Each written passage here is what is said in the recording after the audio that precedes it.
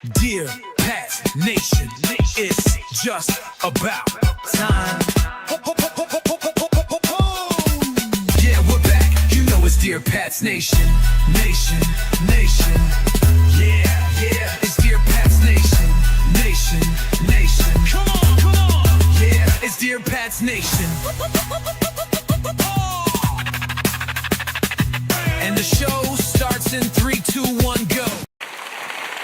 Hello, everybody, and welcome to Dear Pat's Nation, season or episode 1 of the postseason, 1 week removed from the Super Bowl. Ladies and gentlemen, I am Toronto's pride and joy, Mr. Ray Rout. The man over there is the Boston's angriest of nerds, Mr. Producer Mike. And if we're not talking football, we're talking curling scandals. Unbelievable. Canada, just brutally bad people. I hate those Canadians. Curlgate, man. What's going on? What did you call it? Sweepgate? Sweepgate. Didn't you call it Sweepgate? Sweepgate. Do we know where Bill Belichick is? Well, I'm pretty sure he told them to poke that finger. Yeah. And I mean, can you deflate a curling rock? A curling stone? I think so. Can't you? Yeah. I just, what's really funny? It's like when the Super Bowl rolls around and people who haven't watched football all season become like NFL experts, or like when like the World Cup starts, like everybody becomes a soccer expert, but they haven't watched a game in 4 years, but everybody knows the sport. The amount of like curling experts that have come out since this exchange between the Canadians and the Swedes has just been hilarious. And like dudes are like, screenshotting rules, and I had to look up what the hammer meant. Like I put out a post and I was just like, from what I understand, they cheated. I'm like, and it was wrong, and he swore at people, but I have actually no idea what's happening. But there's a lot of curling experts who have never watched a curling match in their life. All I know is curling is one of the few sports I could compete in and excel. That's what I will tell you. Mike, can you scoot a little bit over to your left just to center yourself in the side camera a bit? There we go. Now people can see your whole face. It's the old school where we used to get half your face. There you go. I have an upper respiratory infection. Jesus. Weren't we just talking about this the other day? We were. I don't. That's why I brought it up. I know. I don't. Sydney, hello. Hi. Vlog Ethan. Hi. I don't think they're Patriots fans. Hi, how are you? We get people who come in through the phone live stream, like they're not us. Okay, Mike. So we're gonna go a little bit old school, Dear Pat's Nation. You and I talked about it. Yep. I'm back to writing blogs again and doing blog stuff. And I want to read you a few that I wrote this week, and then we can talk about it. That's how we're going to start the discussion points. One of them, sure, and the two of them actually, no, one of them is based on your recommendation. So I looked it up, and that's doing a little bit of a postpartum of the Patriots Super Bowl 60 loss to the Seahawks. So let me just read this for you, and then we'll go from there. Sure. The final score said 29-13. The tape said worse. Seattle walked into Super Bowl 60 and treated New England like a team that didn't belong on the same field. This wasn't a heartbreaker. This was a reality check. Let's start with Drake Maye. Yep. The stat line will give his supporters something to point at, but the game told the truth. He was sped up, uncomfortable, and clearly reacting instead of commanding. The biggest stage exposed how far he still has to go. Franchise quarterbacks settle games down. May let this one spiral. Fair or not, that is the standard. Now, that spiral didn't happen in a vacuum. The coaching staff got outclassed. There was no early adjustment to Seattle's pressure, no creative counterpunch, and no sense that New England dictated anything. Mm-hmm. The offense felt like it was trying to survive rather than attack. And in a Super Bowl, survival mode is coaching malpractice. Of course, it's hard to scheme anything when your offensive line is getting caved in. This wasn't a tough night. It was a collapse. 6 sacks, constant pressure, zero rhythm. The pocket disintegrated almost instantly, and with it went the timing of the entire offense. You can't evaluate a young quarterback honestly if he's operating behind that kind of protection. But you can absolutely evaluate the line, and the evaluation is brutal.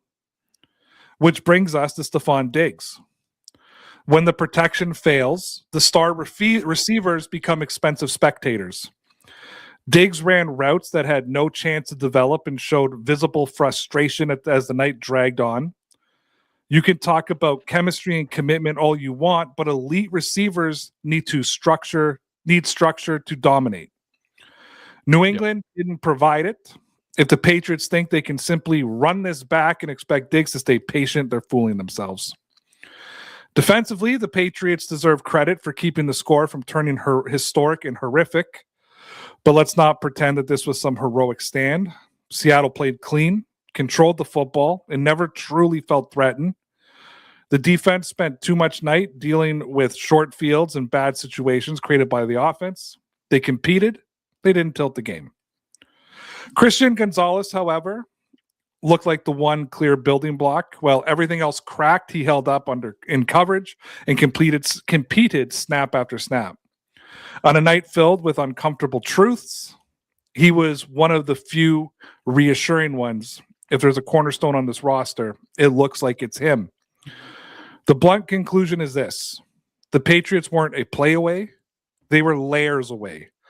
Quarterback growth, coaching answers, offensive line reinforcement, and a clear plan for their offensive stars are all required. Super Bowl 60 wasn't stolen from them. Mike Sixter, Super Bowl 60 exposed them. You just heard what I wrote about. I hope you have time to read it and digest it. Are you in agreement with some, all, none? Do you have anything to add? What are your overall thoughts on this postmortem of the Super Bowl? I would say I am basically in full agreement with you. And listen, I'm not going to lie. It was tough. Tougher than I thought, like the day after that Super Bowl, to kind of listen to, some folks who look at film, kind of dissect that game. And it was just a disaster. You used a great word there, layers. It seemed like when Drake Maye was comfortable, the receivers were running bad routes, and basically in between that, the offensive line was just horrific. And actually, somebody who breaks down defensive film as well was saying, really, the Patriots defense did a good job, but they had a multitude of failures as well. Like, was surprised they didn't get burned on multiple things, like a dozen or so times.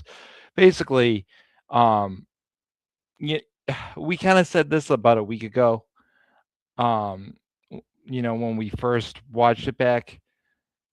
We kind of saw what was coming, right? The Patriots kept playing crippled team after crippled team, just kind of surviving. And we were saying, oh, they've got to get better at some point, when they really had been punching above their weight class for about 6 weeks, probably. Yeah, that schedule that we defended on a week-by-week basis kind of really came back to bite the Patriots in the end. Yeah, it did. Going back to the defense too, because going into that blog before I kind of started like thinking it over, doing my research, watching the highlights, yada yada yada. Like, to me, the defense was the shining point of the Super Bowl, and it still was in a way. Yeah. But it was like, okay, we've got something to build around, especially with Christian Gonzalez, and extending him obviously has to be priority number one for New England. Yep. And I think I was reading something yesterday or today that the Patriots haven't extended a first-round pick in like 14 years. No, which is insanity. Yeah, Dante Hightower was the last first-round pick to get extended. So, but if you actually go back and watch the Super Bowl, the Patriots defense actually played a bend but don't break. They actually, and now granted, there was a lot of short fields for Seattle. It's not like the offense put the Patriots in a position to flip the field with a punt the same way Seattle's defense was able to flip, or special teams was able to flip the field. But it just seemed like there was consistent drives for Seattle. And in last week's post-game show after the Super Bowl, you said something along the lines of, and it became one of our shorts this week, it's why it's sticking out of my head. You said something along the lines of, you kept waiting for, like the coaching staff kept waiting for Sam Darnold to see ghosts. They did. That's how they played. And they thought he was going to turn the ball over, and it never happened. And it kind of, and I also, what I was really thinking about, that there was no offensive adjustments till the fourth quarter. And at that point, we don't know if there was offensive adjustments or if Seattle started playing a little bit more loose and started protecting the lead a little bit. Yeah. Yeah, that was I'm glad you remembered that or brought that up, because I listened to myself say that in the middle of the week right after, some of these analysts that are, get paid a lot of money basically said the same thing. The Patriots' whole game plan in the first half was like, basically wait for Sam Darnold to cough the ball up, and when he never did, they had no answers. I'd like to address a comment here. Sure. Look at you, Mikey. Oh man, look at you getting some love.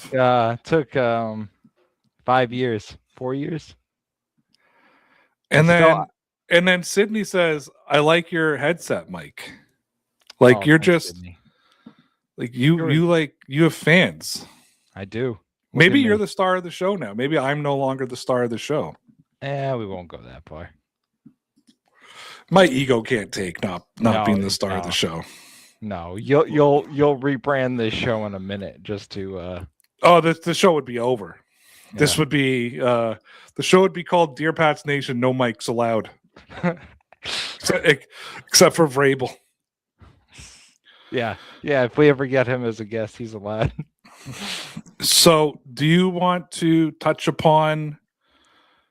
I think something that I think it's been a discussion this week.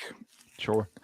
It's funny, like being off on Monday, like us doing the post game on Sunday, then having the whole week, just to digest everything.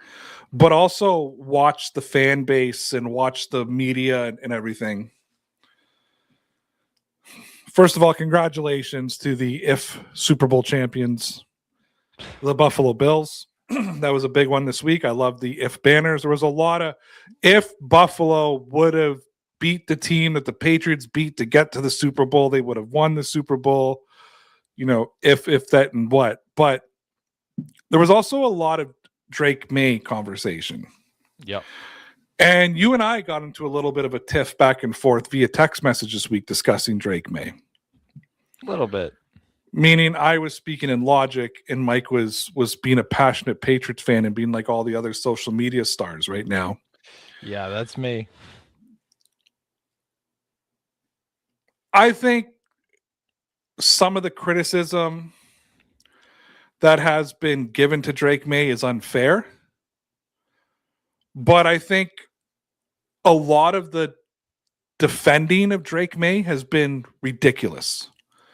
I'll even use a point from our text messages. Mike and I were going back and forth about something. And Mike went on this big, long rant about everything that went wrong in the Super Bowl and called people out by name. By name, Mike. Player after player after player after player. And my response to him was the fact that you called players out by name but gave no criticism to Drake Maye was like a proof and point to me of what I think we do wrong. And then you're like, oh, no, I'm not putting the blame. You started backpedaling. I saw what you did. You started backpedaling backwards. And it was fine because you thought I was being too hard on Drake. So you felt like you had to be the super defender and rip everybody else on the team, including the defense. All right. Yeah. Okay. Which was fun.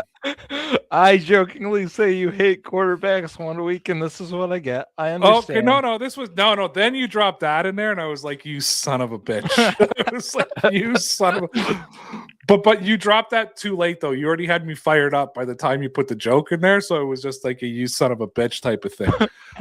But I've watched Patriot fans defend Drake Maye this week. as if the guy played like Tom Brady did and the Eagles lost. Like he wasn't one of the worst Super Bowl quarterbacks we've ever seen. And you can't say he wasn't. Whether it was his fault or not, you can't say he doesn't. I think my blog, I wanted to point out, great quarterbacks can kind of put the things back on track. He just let it keep, he let it derail. He never kept the train on the tracks. He let it derail. His fault or not, whatever, blah, blah, blah. But then there's the flip side of it, where I think he's been way over criticized for what happened. I think there's people out there that have ignored the fact that the offensive line was horrific. Mm-hmm. And I also think there's a lot of people like the professional curling fans. Oh boy. Who think they know more about football than guys like Mike Vrabel. So I want to read this other blog I wrote this week. Sure. Which was called Drake Maye Super Bowl Shock, Blip or Red Flag for Patriots. Okay, and it goes like this. Super Bowl 60 was the kind of spotlight that turns every throw into a referendum. For Drake Maye, it became both a warning label and a reminder of why the Patriots believe they've got their franchise quarterback. If you only watched that one game, you might wonder how this was the same guy who spent this season in MVP conversations. Seattle's defense played like it had the answers before the test was handed out. New England lost 29-13. Maye was sacked 6 times, and the mistakes were loud. 2 interceptions, including a pick 6, plus a fumble under pressure. National analysts framed it as the moment that exposed him.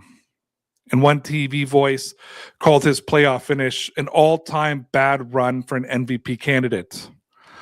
Online, the memes arrived on schedule, freezing the ugliest snapshots and daring anyone to mention future MVP with a straight face. But that's only half the story. The other half is context. And Patriot fans have been shouting it from every corner of the timeline. The Seahawks won with pressure and disguise, and Maye rarely had a clean pocket he leaned on during the regular season. When protection breaks, a young quarterback's flaws get amplified. Late eyes, drifting feet, hero ball. That isn't an excuse, it's an explanation, and explanations matter if you're trying to predict the next chapter instead of rewatching the last one. Maye's supporters also point to what you couldn't miss all year. He helped drag a team that wasn't supposed to be here all the way to the Super Bowl in his second season, and he did it while being treated like a legitimate MVP contender. Even in the loss, his emotional post-game moment landed with a lot of fans. Dave Portnoy, the president of Barstool Sports, summed up the pro-Maye side in one sentence. He cared as much as they did, and that's a cornerstone trait in New England. So, should Patriot fans worry about moving forward with Drake Maye as the franchise quarterback? It's a little bit yes, and a little bit no. Turnovers is the biggest game. Turnovers in the biggest game or any game aren't a trivia note. Okay, they're a flashing light. The processing against elite pass rush has to be sped up. The offense needs to be built in answers when the first read is covered and the blitz is coming. But panic is also the wrong posture. Quarterbacks grow by getting burned. And Maye now has the rarest kind of lesson, a Super Bowl loss that'll replay in his head all offseason. If he turns it into better protections, faster decisions, and a calmer internal clock, the performance will look like a ceiling and more like a bruise. The Drake Maye argument isn't settled by one night. It's sharpened by it. So clearly, Mike, I went the complete neutral down the pipe with this blog and kind of basically laid it out the way I kind of just said it to you. There's people that are tearing him apart, and then there's people that are not. And I really do believe the truth lands somewhere in the middle. after pissing me off this week in your just steadfast defense against Drake May, I want to give you the opportunity to give people who are expecting a balanced, nuanced take on what we should expect for Drake May moving forward. I feel like a news program right now. Release the files. Release the files. I want people to see what I said. Human nature involves recency bias. And for a lot of fans, that's going to be to run to his defense, or to your point, to lambaste him as the figurehead of not the organization, but the football team. Because I do think he is the figurehead of the football team. It's not Mike Vrabel anymore. Drake May is young, right? Drake May is 23 years old, and some of this is on Patriots fans. We did the same thing in Mac Jones' first year when he had success. All of a sudden, you put the quarterback up on a pedestal right next to Tom Brady and expect him to be in year 2 what Tom Brady was in year 10. And that is not fair. That is not fair to him. That is not fair to Mike Vrabel. That is not fair to Josh McDaniels. That is not fair to the rest of the offense. That being said, it is also fair to have criticism when he plays badly, when he turns the ball over. But that criticism shouldn't be along the lines of, this isn't the quarterback to lead our organization at this point, or our team. It should be, to your point, how is this loss going to motivate him to get better and to reduce those mistakes? Because the biggest step, I think, for him and Josh McDaniels next year is, how do we add layers to this to eliminate those things? So Tyrann Mathieu, is he still with the Chiefs? No, I think he's with the Saints, I believe. If he didn't retire. Say he may have retired now, right? Yeah. Yeah, so he's been with New Orleans since 2022. Anyhow, Tyrann Mathieu was on a podcast, and he basically said the New England Patriots need to do what the Chiefs did after they lost to the Bucs in the Super Bowl. And that was basically the next day they signed, wasn't the next day, but they signed Joe Tooney. They gave an instant offensive line. If you remember, the Tampa Bay Buccaneers defense annihilated that Chiefs offensive line. Oh, it was the same type of game as this past week, yeah. That was when, Patrick Mahomes made that famous throwing catch that should have been an interception that somehow has immortalized himself to the Chiefs fan base. Yeah.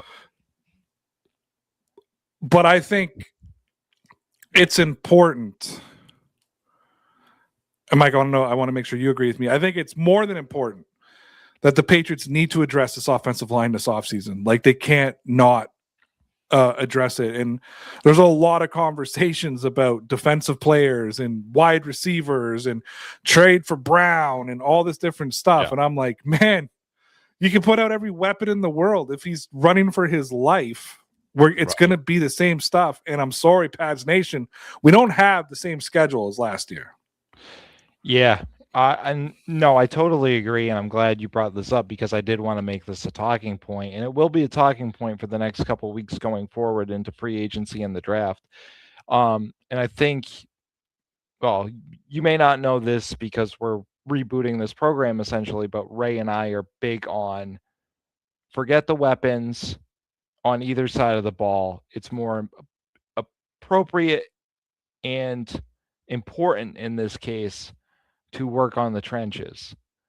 If Drake May continues to get injured, and I'm not saying the injury affected him, but let's just say that continues to happen, then things will get worse. Never mind his clock, never mind his footwork. If he gets injured consistently and it starts losing years of development, forget it. It's all over. It's all done. You end up with Joe Burrow, you end up with Andrew Luck, go on down the list. So no, I totally agree. I'm not sure how they're going to attack that. I don't think, And let's address a point right now. I'm gonna put a stopper and Ray's plan for the show right now. They are not going to move Will Campbell to guard this offseason. It's just not going to happen. They're not going to admit defeat that quickly for Will Campbell being a number 4 overall draft pick. So the discussions should be, what do they do with the rest of the offensive line? So yeah, and I think Mike Vrabel made that very clear. Like he kind of like mentioned, like that's just not going to happen. No. But I want to actually, let's have this conversation, can we? Sure. Yeah. Like,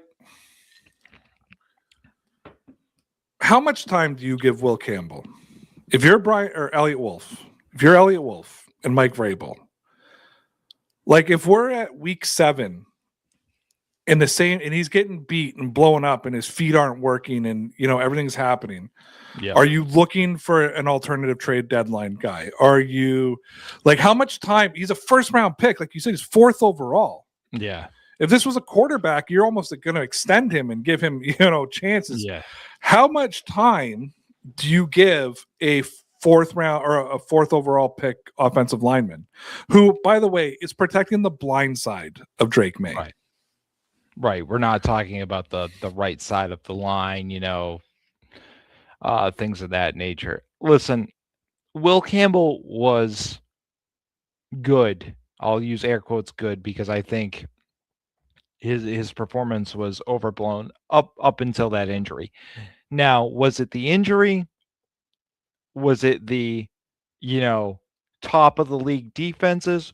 Was it a combination of both? Let's just say it was a combination of both. Can I just interject one stat in there? Sure. Outside of the postseason, which was terrible for Will Campbell, his worst game of the season was going up against Matt Crosby. Week 1.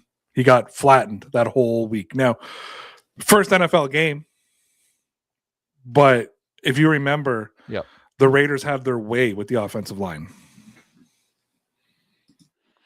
Yeah, and listen, let's not get lost in the fact of, you know, I just defended Drake Maye in the sense that he's a young player, a second-year player. Will Campbell is a rookie.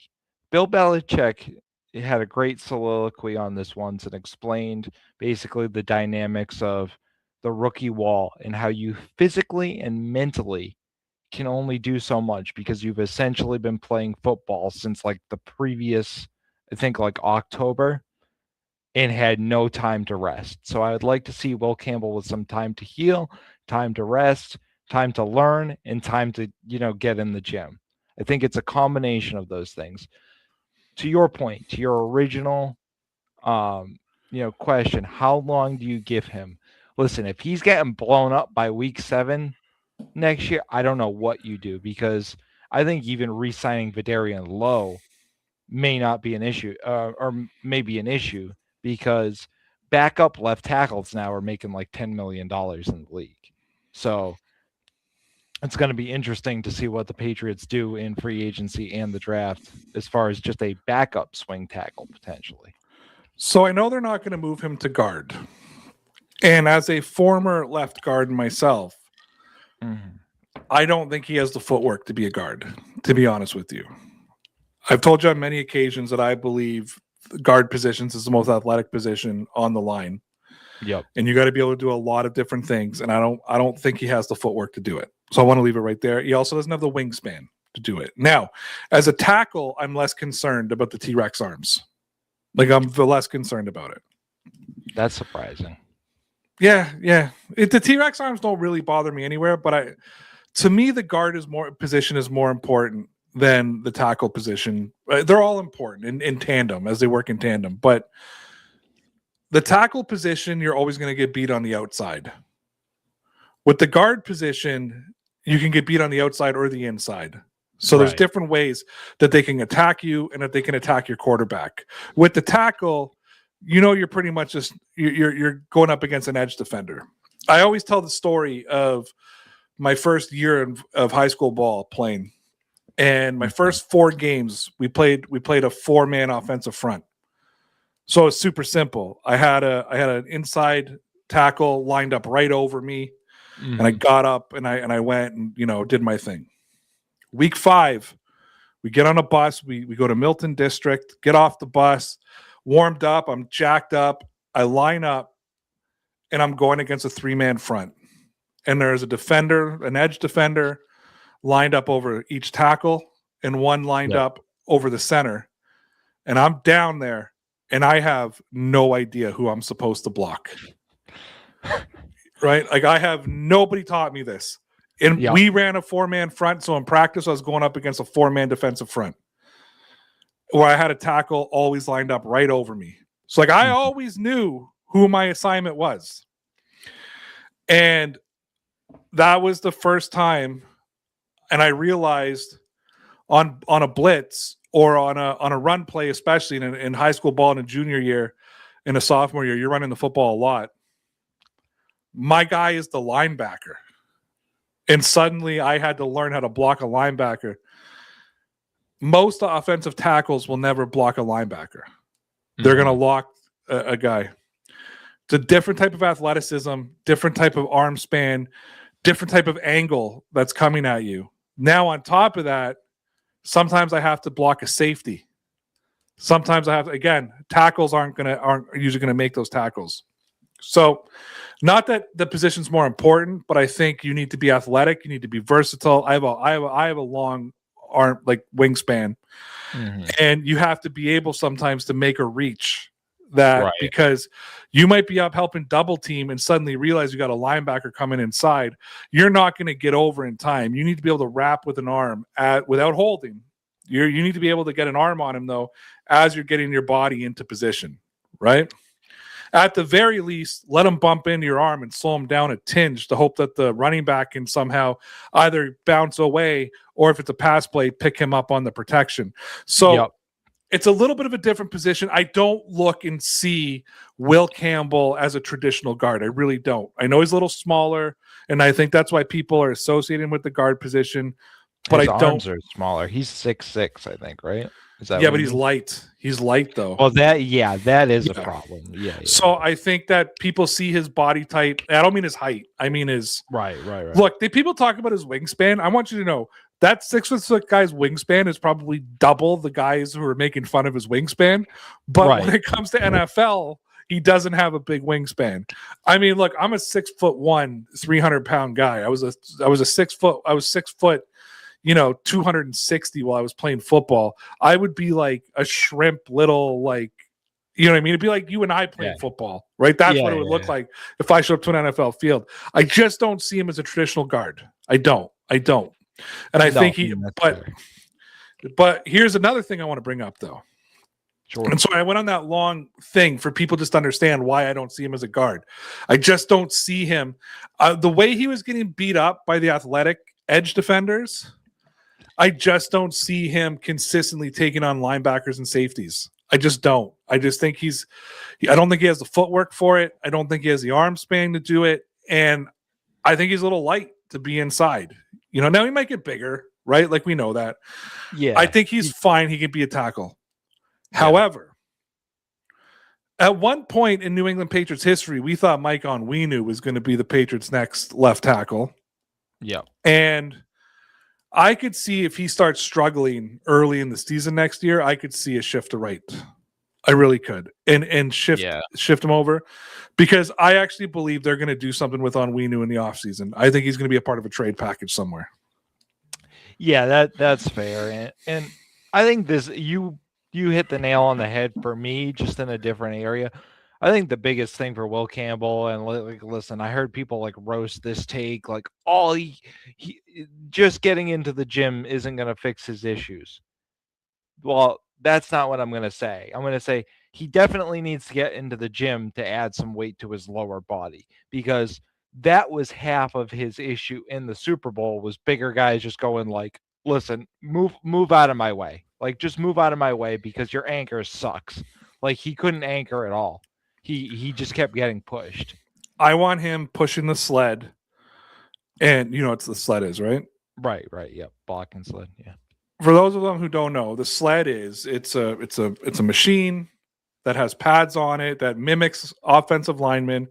You put weights on it. Typically, a coach will stand on it with the weights, and you push the sled and you drive it with your legs.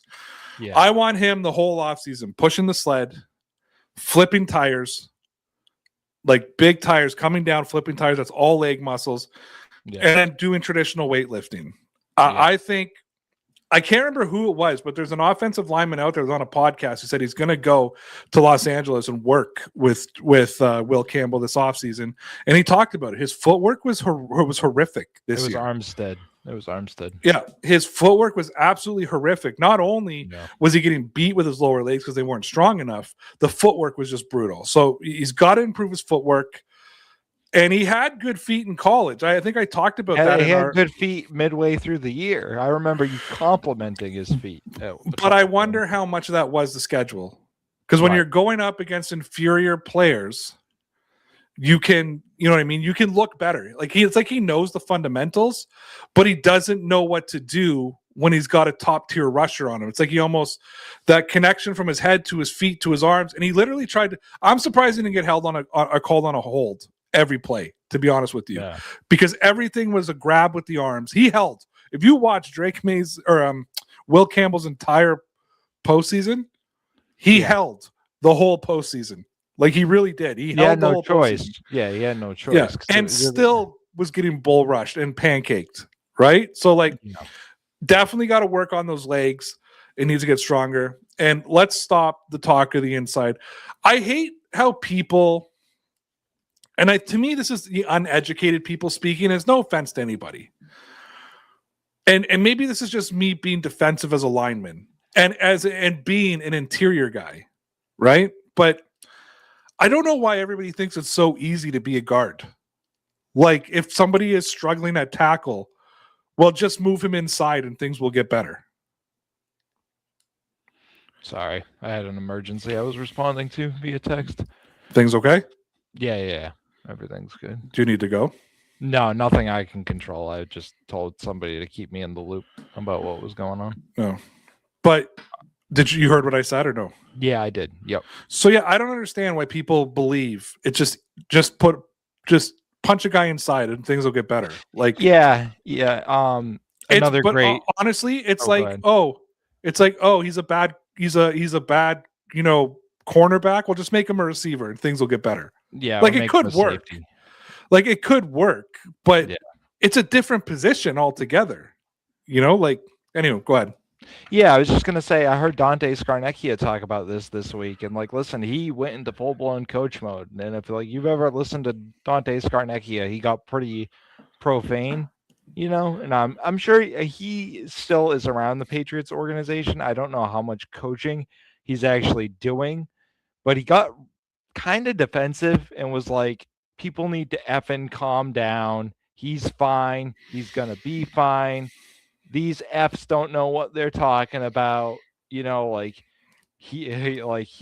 to be just fine at tackle. He needs time to settle down and get into a program. And, again, I don't know if he's actually worked with them or plans to, but it sounded like, listen, if there's anybody that I hold up to the same level as Bill Belichick coaching wise, just in their own, he's the Josh McDaniels of offensive lines. Yeah.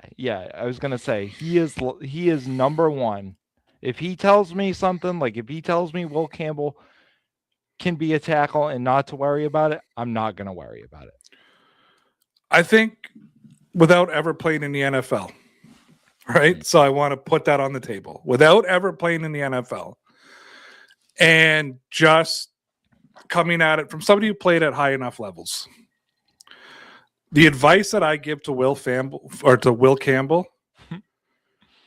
trust the system. Yep. Trust your coaching, trust the process, and let it happen. And he got down on himself a lot. You could see him.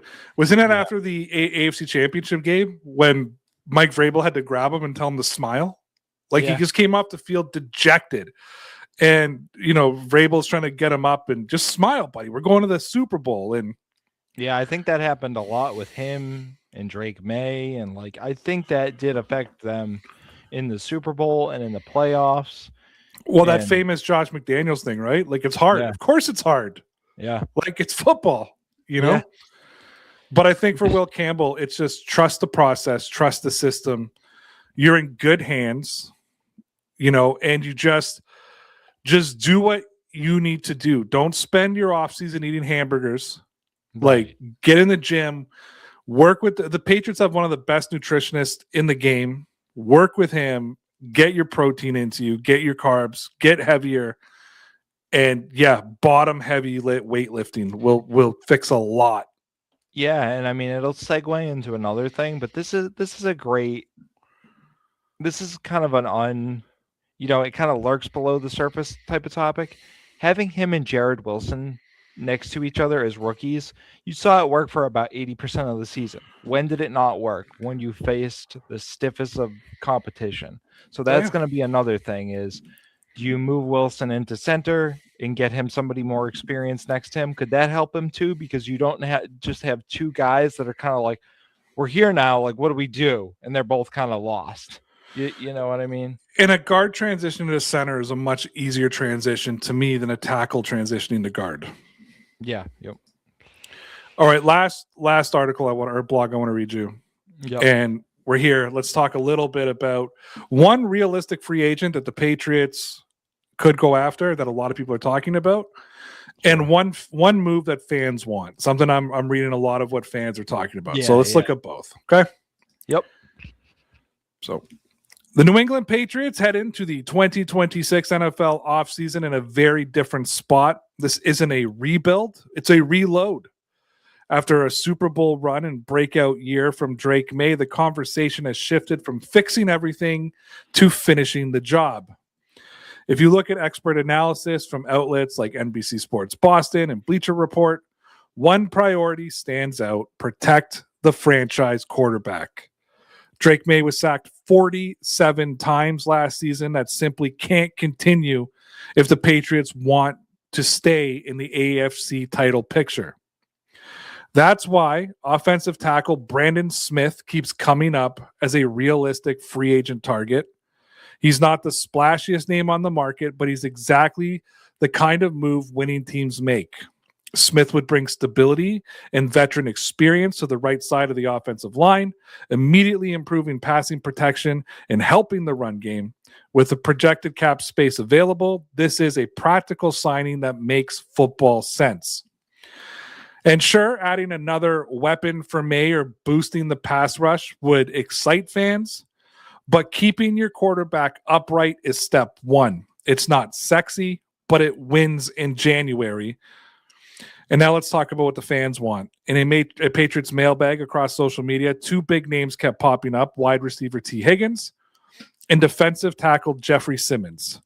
Higgins would give Maye a true number one target. Simmons would add a dominant presence in the trenches. And the thinking is simple. The team is close. Add one star and a push for another Super Bowl. And there's always a balance between splash and substance. Signing Brandon Smith might not light up highlight reels, but it could be the move to keep the Patriots in championship contention. And if the front office pairs that with an impact addition, whether through trade or additional key signings, expectations in Foxborough will skyrocket. The Patriots don't need a makeover. They need smart upgrades. And this offseason could define the next chapter of the Drake Maye era. Mike, what are your thoughts on Brandon Smith? I think you pronounced it wrong. I think it's Braden Smith. Oh, sorry, Braden Smith.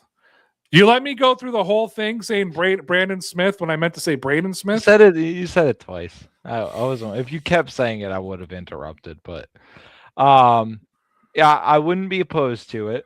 I think any offensive line addition right now would be great. Personally, I think Joe Thuney's up. I don't know if the Bears extended him, but I would like to see Joe Thuney next to Will Campbell. I assume that winning the guard or the whatever they call him, the protector of the year, that it's going to be he became the highest paid offensive lineman when he went to the Chiefs. Yeah. Granted, the Chiefs won the Super Bowl, and I think that's something like Tyrann Mathieu was trying to say, spend the money there. Listen, we can get into all the restructuring and I think they should get rid of another day, but if money's not an issue right now, Like, go get me somebody who's familiar with Josh McDaniels' offense. I don't care how he's going to make your left tackle look better. He's going to make your hypothetical center look better. He's going to make Drake May look better. The trickle down for me, would be worth the money. But I think Braden Smith would go a long way to doing that too. I mean, the guy is what, like 6'6". He's a huge tackle. So I got a question for you. Sure. Keep Stephon Diggs on the book, assuming he can play next year. Mm-hmm. Pretty much all their offensive guys who mattered this year are still on the books going into this season. Yep. Open up the wallet and spend the bag on Joe Thuney and Smith. Where do you put Smith at that point? The right side. Instead of Onwenu? Or yeah. Instead of... I get rid of Onwenu. That's fair. Okay. Because I like Moses. Morgan Moses. Yeah, I like Morgan Moses. He didn't have a great Super Bowl, but I like Morgan Moses. And I think it was Morgan Moses when he was when Mike Vrabel was meeting everybody after the Super Bowl. He was the one who looked at, I don't know if you saw that video of Vrabel greeting all the players. Yeah. I'm pretty certain it was Moses that looked at Vrabel and said, we're not done. We're not done. Like, this is like, we're not finished yet. Like, basically, like, let's get to work. And I liked that attitude. I think the Mike Onwenu time in New England could and should come to an end. I think a fresh start for him would be good for him. And I think if you put Braden Smith as you're on the right side and you brought Joe Thuney in at left guard with Campbell and Moses, and then do whatever you want at center, that could be a good offensive line.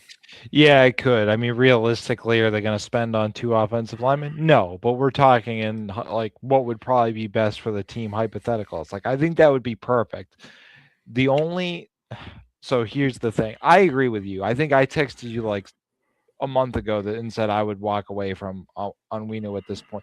The problem is he looks like your second best offensive lineman on an offensive line that needs a complete rebuild. So what do you do there? But if you bring in Joe Thuney and Braden Smith, then you don't need him. Right. And then now the only thing I could throw out there is Onwenu can play guard. Right. Which means having him as a backup is not but I don't know if Onwenu is going to accept being a backup role. No, and he makes too much money. I think he's on the books for like $26 million a year this year, and that was one of the things. Like, when they gave him that contract, it was just weird, for lack of better words. It's because Bill liked him. Yeah, I mean, no, they paid him the year after Bill got. Was it the year after? I thought they paid him with Bill. No. Or was that they had nobody to build around at that time? They had no one to build around. Their offensive line was complete dog crap, and he was the best offensive lineman they had. So signing the worst of the worst is never usually the best way to go about things. No, and you and I kind of texted about this. We were joking about it before, but I think I used the words to you. I wouldn't be surprised if they kind of take a hatchet to this offense and go like, it was good. It wasn't good enough. And you've got older players like Diggs and Henry and Hooper that just kind of, the quarterback didn't do them any favors. But did you let Hooper walk? If he doesn't want to come back on the same kind of like no money deal, like, I'm not afraid to let him walk. I'd be willing to listen to offers for Hunter Henry at this point.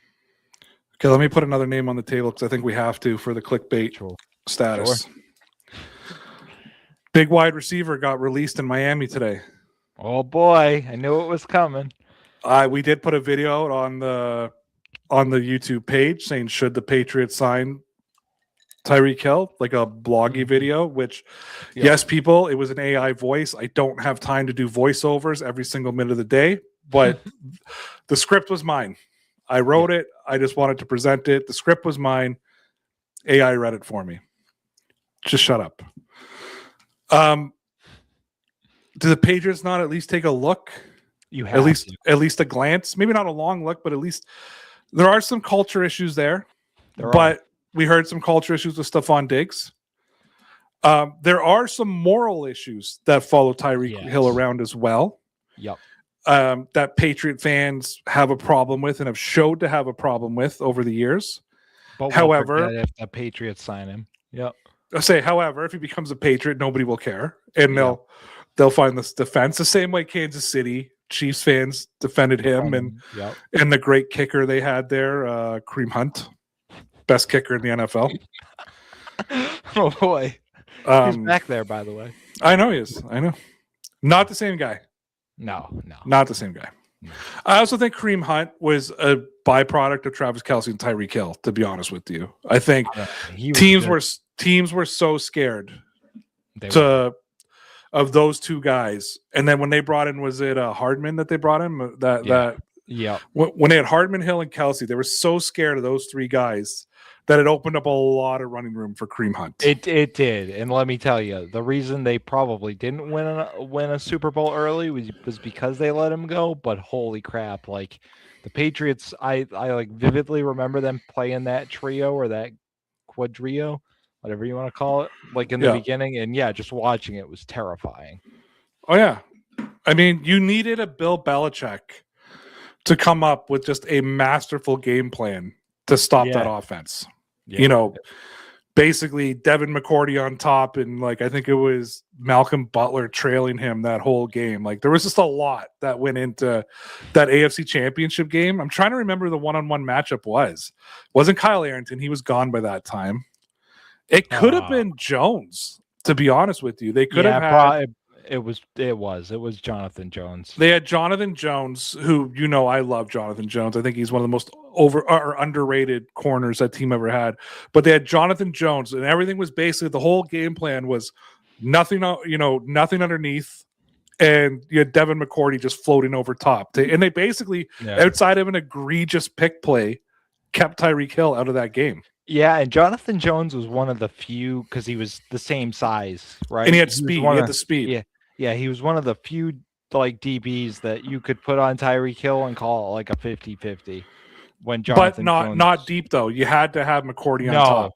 No, like he couldn't McCourty over the top. Yeah, the cheetah was just too fast. So, anyways, going back to it, I think you got to take now. Could you imagine a team with Kayshon Boutte, Stephon Diggs, and Tyreek Hill, and then you got like Pop Douglas as your number 4? Yeah, it would be interesting, right? Because Tyreek Hill would kind of take Boutte's role as like the true X to spread the field. So it's kind of interesting what would happen there, because you would essentially move like Diggs would still be the slot, and you would move Boutte to the Z. That'd be pretty interesting. If he looks good, man, I'd still give it a look. If you wanted to spread 4 out, okay. Let's talk 20-yard line, okay? Mm-hmm. You know what I mean? Like, just let's talk red zone 20-yard line, and you've got Hill and Diggs both lined up wide. Yep. Right. Well, and then you Kyle Williams, but yeah. Sorry, Kyle Williams. Then you have Mac Hollins for your 50-50 ball in the red zone, and Boutte, who can be a 50-50 guy.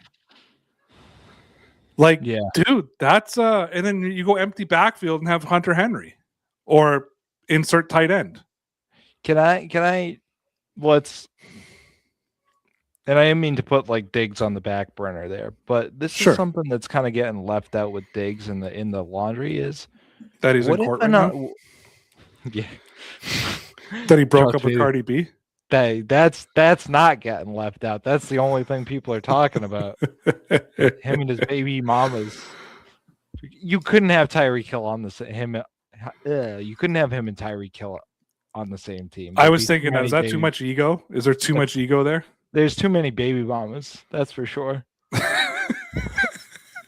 All they need now is DeAndre Hopkins. And you just... I would just like to see Steph Diggs with like a full offseason where he's not like rehabbing too. Like that kind of gets lost a little bit, doesn't it? I would prefer to have Diggs back over Tyreek Hill, to be honest with you. And I'm not saying that either the old guy who's better, whatever. I would rather the guy I know who had 1,000 yards this year and a guy who knows the system. Now, he'll be another year older. We know he's not the Stephon Diggs that dragged Josh Allen around, when he needed it. But yeah, I think I would rather Stephon Diggs. Okay, one more name I want to throw at you via trade. Sure. It's all over there.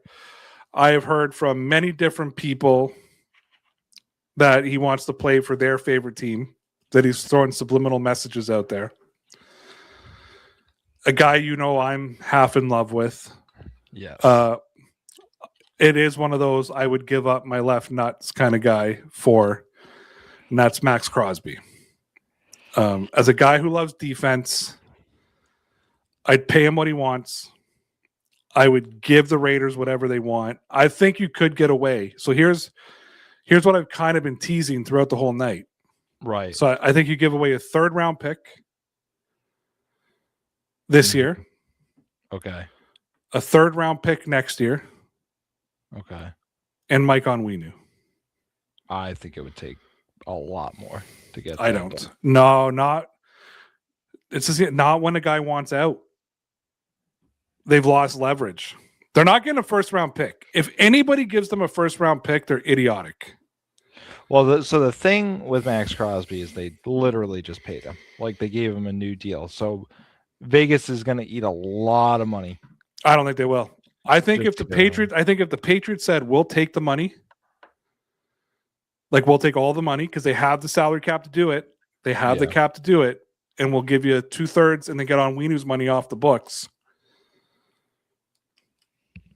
Mike. Okay, so let's not argue about the trade semantics right now, just because I can get in the weeds. Okay, this isn't Julio Jones. This is Max Crosby.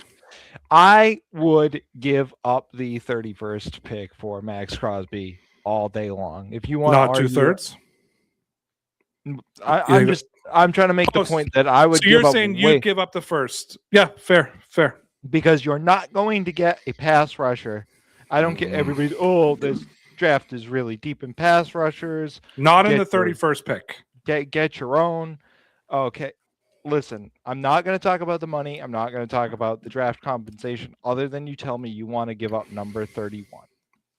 I would give up number 31 to get Max Crosby here. I would figure out the money internally, even if you say we got to push it around because we still have Harold Landry on the books and blah, blah, blah, blah, blah. Okay, we don't care about that. I want somebody who can get to the quarterback with those 2 interior defensive linemen and destroy them. Yes. Max Crosby would have unreal sack numbers. Christian Barmore would have unreal sack numbers. Milton Williams would have unreal sack numbers because you'd have 4 people on that offensive line that are a threat to get to the quarterback on any snap. Drake Maye is going into his 3rd season in the NFL. Let's go back to a couple years ago, Mike. Yep. And we were the old version of Dear Pats Nation. And we were talking about Josh Allen and Patrick Mahomes. And what did I say the Chiefs did better than Buffalo? They put the players on the team to win a Super Bowl before Patrick Mahomes cost them the house. Yes. Drake, we've got 2 years left, plus a 5th-year option that already increases the money.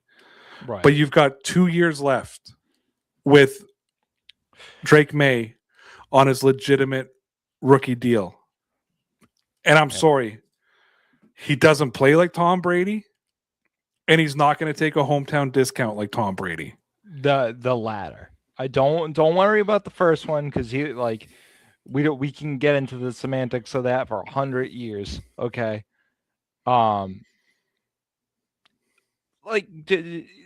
Just in fact, maybe we talk about this in the future. It's more of a matter of if Kraft is willing to spend the money, not can they make it work. That, in fact, that will be a good segue for as we talk about this draft stuff. Is Robert Kraft going to be willing to do what every other owner in the NFL who wants to win now does? We're going to restructure $100 million this year. We're going to move things around, and we're going to make it work. That's the real question. I think if what you did to poor Gerard Mayo to bring in Mike Vrabel, and you know what I mean? Like, I think if you did all of that to show that you are all in on this team, you didn't even give Gerard Mayo a second season with a decent team in front of him. You fired him and you ate all that money. What's he eating? Like $30 million or something of like some ridiculous amount. Oh, it's probably like $100 million. Yeah, he's eating all this money. Staff. Yeah. And you did that. And let's not forget, firing that whole coaching staff. You got rid of Mayo, Patriots legend. You got rid of Dante Hightower, Patriots legend. You know, like you burnt. So you got rid of the wide receiver coach. You got rid of Matthew Slater and Ty Law. Yep. Like, you got rid of some Patriots legends to bring in Mike Vrabel. You got rid of the greatest coach to ever coach this game to make it a different team. You put $1 billion into a light or a tower, so people could ring the bell before the game. And I think that my personal opinion is he is going to be willing to do it. Yeah, and like I said, this will be a great topic as we segue into some of this fun draft free agency stuff. But like, listen, if you want to talk about something outside of the offense that'll neutralize the talk of how difficult the schedule is next year, and the schedule is difficult, you add Max Crosby to that defensive line, all of a sudden we're not talking about a hard schedule, because that Patriots defense should be able to get to any quarterback on any snap. Max Crosby, Sidney Crosby, cheating and curling, it all doesn't matter. All that matters is Mike, tell me about those Patriots. They're gonna be legit, kid. Dear Pats Nation, it's just about time. Dear Pats Nation, nation, nation. Yeah, it's Dear Pats Nation, nation, nation. Come on, yeah, it's Dear Pats Nation.